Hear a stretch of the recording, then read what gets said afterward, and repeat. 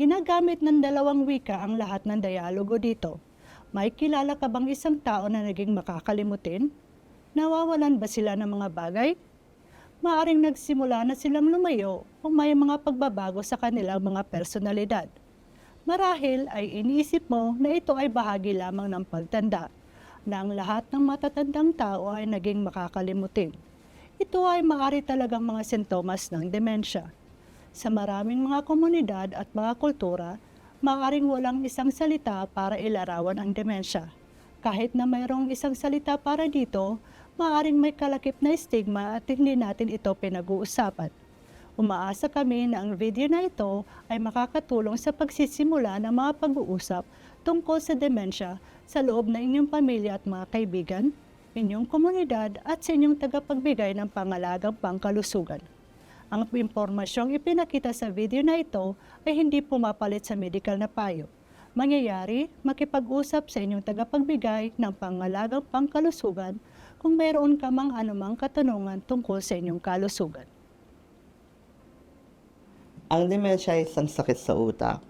Ang pinakamakaraniwang uri ng demensya ay tinatawag na sakit na Alzheimer's disease. Pero may iba pang mga uri ng demensya. Ang sakit na Alzheimer's disease ay pangunahing nakakaapekto sa mga taong may edad na 65 at pataas. Ngunit, maaari rin itong makaapekto sa mga bata pa sa 65. Kapag mayroong demensya ang isang tao, nagbabago ang pisikal na anyo ng kanilang utak. Ito rin ang dahilan kung bakit nahihirapan ang isang tao na gawin ang mga bagay na nagagawa nila dati. Ang mga sintomas ay maaaring mapakita sa iba't ibang paraan, katulad ng pagiging makakalimutin, problema sa pag-aalala ng mga pangyayari at usapan na kagaganap lang, pagkakaligaw sa pamilyar na lugar, pagbabago sa personalidad at ugali na kakaiba para sa taong ito. Ang problema sa komunikasyon ay isang uri ng sintomas as well.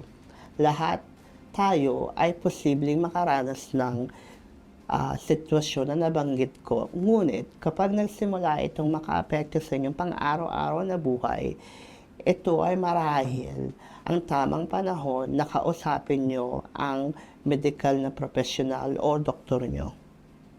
Ang diagnosis para sa demensya ay makakatulong sa pag-aalis ng mga iba't ibang mga posibilidad na sintomas ng demensya. Ang mga sumusunod ay mahalagang mga bagay na pag-isipan. Medikal na kasaysayan upang tuklasin kung may mga pagbabago na nangyari kung kamakailan lang sa iyong buhay at kasaysayan ng pamilya ng mga pagbabagong ito. Isang pisikal na pagsusuri, pagkuha ng mga sampol ng dugo o ihi, paggawa ng mga pagsusuri upang maalis ang pagsaalang-alang ng mga kondisyon tulad ng depresyon. Pagsusuri sa kamalayan para makita kung paano gumagana ang iba't ibang bahagi na parte ng iyong utak. Karagdagang mga pagsusuri sa laboratorio. Ang maagang diagnosis ay mahalaga, marahil ikaw o ang isang miyembro ng iyong pamilya ay nakakaranas ng pagbabago dahil sa kondisyon na pwedeng gamutin, katulad ng sakit sa puso, kakulangan sa bitamina, at problema sa thyroid glands. Ang maagang pagsusuri ay maaaring makatulong sa paglulunas ng mga kondisyon na ito bago ito lumala.